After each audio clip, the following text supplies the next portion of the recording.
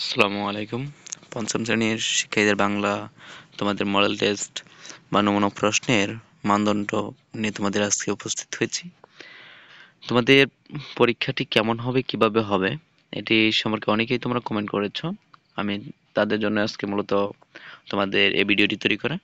তো যদি তোমরা চ্যানেলে নতুন হয়ে থাকো অবশ্যই চ্যানেলটি সাবস্ক্রাইব করে পাশে থাকবে। আর যদি চ্যানেলে সাবস্ক্রাইব করে রাখো তাহলে অবশ্যই তোমাদেরকে অসংখ্য ধন্যবাদ। তো চলো শুরু করা যাক। তোমাদের পঞ্চম শ্রেণীর শিক্ষার্থীদের বাংলা বিষয়ে তোমাদের এখানে পরীক্ষার সময় থাকবে 2 ঘন্টা 30 মিনিট এবং এটি হবে তোমাদের 100 মার্কের পরীক্ষা। তো তোমাদের এখানে যে কাজটি থাকবে, তোমাদের এখানে প্রথমত একটি অনুচ্ছেদ থাকবে। একটি অনুচ্ছেদ থেকে তোমাদের 1 ও 2 নং প্রশ্নের উত্তর দিতে হবে। তো এখানে 1 নম্বরে যে তোমাদের যে কাজটি থাকবে সেটা হচ্ছে 5টি শব্দের অর্থ দিতে হবে। এখান থেকে তোমাদের 5টি শব্দের অর্থ দিতে হবে। আমি এগুলোর যে উত্তরগুলো রয়েছে সেগুলো তোমাদের শেষে দিয়ে দিব। এরপর 2 নম্বর যে প্রশ্নগুলো রয়েছে, এখানে অনুচ্ছেদ থেকে প্রশ্নগুলো দেওয়া আছে। বাংলাদেশের 2টি প্রত্নতাত্ত্বিক স্থানের নাম লেখো। প্রত্নতাত্ত্বিক নিদর্শন সংরক্ষণ করা দরকার কেন 4টি বাক্যে লিখো। একটি প্রত্নতাত্ত্বিক স্থানের নিদর্শনসমূহ সংরক্ষণ করতে করণীয় 4টি বাক্যে লিখো। এখানে এগুলো। এরপর রয়েছে তোমাদের 3 নম্বর 4 নম্বর, এখানেও প্রশ্ন উত্তরগুলো দিতে হবে। এখানে আরেকটি অনুচ্ছেদ থাকবে, এখান থেকে তোমাদের 3 নম্বর 4 নম্বর প্রশ্ন উত্তরগুলো দিবে। তো এখানে দেখো যে 3 নম্বরে তোমাদের যে কাজটি রয়েছে, 3 নম্বরে এখানে শব্দের অর্থের মতো দেখা যাচ্ছে কিন্তু এগুলো শব্দের অর্থ না। যদি বা হ্যাঁ, এগুলো শব্দের অর্থ, কিন্তু এগুলো থেকে তোমাদের শূন্যস্থান পূরণ করতে হবে। যেমন রাস্তায় যানবাহন রাখা ড্যাশ উচিত, তাহলে এখানে কোনটি হবে? ড্যাশ রক্ষায় গাছপালা জুড়ি নেই। এরপর ড্যাশ একটি মহৎ গুণ, মাদক সেবন স্বাস্থ্যের জন্য কি? ড্যাশ আমাদের শ্রবণ ক্ষমতা কমিয়ে দেয়, এখানে কোনটি হবে? এখান থেকে আবার তোমাদের 4 নম্বর যে প্রশ্নগুলো আছে এখানে উত্তরগুলো দিতে হবে যে কি কি কারণে পরিবেশের দূষণ হচ্ছে, এটা তেমন 5টি বাক্য লিখবে। এটা তোমাদের হচ্ছে একটা সৃজনশীল প্রশ্নের মতো বলা যায়। তোমাদের মেধা যাচাইয়ের জন্য এগুলো দেওয়া হয়েছে। আর 5 নম্বর যে কাজগুলো রয়েছে, তোমাদের ক্রিয়াপদ থাকবে। ক্রিয়াপদের চলিত রূপগুলো তোমাদের করতে হবে, যে থাকছি, থেকে, ছুটছে, হ্যাঁ, ছুটে, নামছি, নেমে, যাচ্ছি, হ্যাঁ, এই যে কাজগুলো এগুলো তোমাদের করতে হবে। এরপর 6 নম্বর যে কাজটা আছে, তোমাদের এখানে প্রশ্ন তৈরি করতে হবে। কে, কি, কোথায়, কিভাবে, কেন, কখন, এইগুলো দিয়ে এখানে একটি অনুচ্ছেদ আছে। অনুচ্ছেদ থেকে তোমাদের 5টি প্রশ্নের উত্তর তৈরি করতে হবে। যেমন দেখো যে ছেলেটির বাবার বাড়ি বিক্রমপুরের রারিকাল গ্রামে। যদি বলা হয় যে ছেলেটির বাবার বাড়ি কোথায়, তখন এখানে কিন্তু একটি প্রশ্ন হয়ে গেল। এরপর বলা হলো যে তবে তার জন্ম ময়মনসিংহে, তবে তার জন্ম কোথায় এটাও দেওয়া যায়। এরপর বলা যায় যে 1858 সালে 30শে নভেম্বর তার জন্ম তারিখ কবে, হ্যাঁ, তো এটিও দেওয়া যায়, বা কখন। এই যে এখানে 5টি প্রশ্ন তৈরি করবে, এটা আশা করি পারবে তোমরা। এরপর তোমাদের 7 নম্বর যে কাজগুলো রয়েছে সেটা হচ্ছে তোমাদের যুক্তবর্ণ আহ তৈরি করতে হবে এবং যুক্তবর্ণ ভেঙে সেগুলো থেকে বাক্য করতে হবে, বাক্য রচনা করতে হবে 5টি। এখানে 5টি, যে কোনো 5টি প্রশ্ন, 5টি যুক্তবর্ণে উত্তর দিতে হবে। এরপর তোমাদের 8 নম্বর যে কাজটি রয়েছে সেটা হচ্ছে বিরাম চিহ্ন। বিরাম চিহ্নগুলো কোন জায়গায় কোন চিহ্ন বসবে, যে কোন জায়গায় দাড়ি বসবে, কোন জায়গায় কমা বসবে, কোন জায়গায় প্রশ্নবোধক চিহ্ন বসবে, কোন জায়গায় বিস্ময় সূচক চিহ্ন বসবে, এগুলো তোমাদের ব্যবহার করতে হবে। অবশ্যই আমি এগুলো দিয়ে দিব।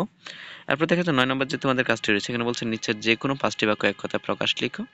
যেমন এখানে দেখো যে খেতে মজা নয় এমন, বিষাদ, তারপর মমতা আছে যে নারীর, মমতাময় যে বেশি কথা বলে বাচ্চার, স্বাধীন নয় পরাধীন, বাবা জানে এমন, অভাবনীয়, নদীমাতা যার, নদীমাতৃক, যার জলে চড়ে, জলচর। এখানে এক কথা প্রকাশগুলো এভাবে আনসার দিতে হবে। আশা করি তোমরা এখানে বুঝতে পেরেছো। আবারও বলতেছি, তোমরা এখনো যারা চ্যানেলটি সাবস্ক্রাইব করনি চ্যানেলটি সাবস্ক্রাইব করে রাখো, যেন তোমাদের কাছে প্রথমেই সাজেশনগুলো তোমাদের কাছে চলে যায়। তো চলো এর পরবর্তী আমরা উত্তরগুলো দেখে নিব। তো তোমাদের এরপরে এখানে যে কাজটি থাকবে, যে 10 নম্বরে থাকবে এখানে 5টি শব্দের বিপরীত শব্দ লিখতে হবে। এরপর 11 নম্বর হচ্ছে একটি কবিতা থাকবে। কবিতা থেকে সেম ভাবে ঠিক 1, 2 এবং 3, 4 যে উত্তরগুলো দিয়েছিলাম এখানে এগুলোর প্রশ্নগুলো উত্তর দিতে হবে। আর 12 নম্বর রয়েছে তোমাদের এখানে একটি, দেখো এখানে লেখা আছে, মনে করো তুমি শিমুলডাঙ্গা সরকারি প্রাথমিক বিদ্যালয়ের ছাত্রছাত্রী, তুমি আন্তঃপ্রাথমিক বিদ্যালয় ক্রীড়া ও সাংস্কৃতিক প্রতিযোগিতায় অংশ নিতে চাও। এবার প্রয়োজনীয় তথ্য দ্বারা নিচের ফর্মটি পূরণ করো। এখানে এগুলো দ্বারা তোমার ফর্মটি পূরণ করতে হবে। এখানে দেখো যে ফর্মটি, এখানে নাম, শ্রেণী, রুল এগুলো দিয়ে পূরণ করবে এবং এখানে জন্ম তারিখ আছে। এরপর দেওয়া আছে যে যে যে বিষয়ে প্রতিযোগিতা করতে ইচ্ছুক। এখানে যে কোনো 3টি প্রতিযোগিতার নাম হতে পারে ক্রিকেট, হতে পারে ফুটবল, বা হতে পারে হাডুডু, যে কোনো 3টে দিতে পারবে। এরপর এখানে তারিখটা দিয়ে দিবে তোমরা। এরপর 13 নম্বর তোমাদের থাকবে একটি, এখানে বলা হয়েছে যে প্রাণীটির সাথে কিরূপ ব্যবহার সংগ্রহ তা জানিয়ে এখানে বলা হয়েছে, একটু অপেক্ষা করো, মায়ের সম্পর্কে জানি তোমার বন্ধুকে একটি পত্র লিখতে বলা হয়েছে। এরপর 14 নম্বরে আছে তোমাদের রচনা। তোমাদের রচনা এখানে 4টি দেওয়া থাকবে। 4টি রচনার মধ্যে একটি রচনার উত্তর দিতে হবে। উত্তরটি পাওয়ার জন্য অবশ্যই চ্যানেলটি সাবস্ক্রাইব করে বেল বাটনে ক্লিক করে রাখো এবং লাইক কমেন্ট করতে কিন্তু ভুলবে না। তো চলো, যেখানে উত্তরমালা দেখো তোমরা যে 1 নাম্বার 2 নাম্বার এগুলো তোমাদের আহ খুঁজে বের করে নিতে হবে। 3 নাম্বার 4 নাম্বার এগুলো প্রশ্নগুলো তোমাদের এখানে অনুচ্ছেদ থেকে তোমাদের তৈরি করতে হবে।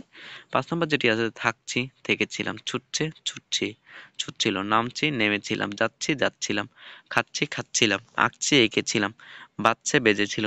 এরপর 6 নাম্বারটি তোমাদের খুঁজে বের করতে হবে। এরপর 7 নাম্বার রয়েছে যুক্তবর্ণ, যুক্তবর্ণগুলো এই যে এখান থেকে দেখে নিতে পারো। এরপরে তোমাদের রয়েছে 8 নম্বর। 8 নম্বর এখানে দেখো তোমরা, 8 নম্বরে এখানে 8 নম্বরটি তোমাদের কাজটি করে নিতে হবে। এরপর 9 নম্বরে এখানে যে এক কথায় প্রকাশগুলো পড়েছিলাম, এখানে এক কথায় প্রকাশ। আর 10 নম্বর হয়েছে তোমাদের সমার্থক শব্দ এগুলো।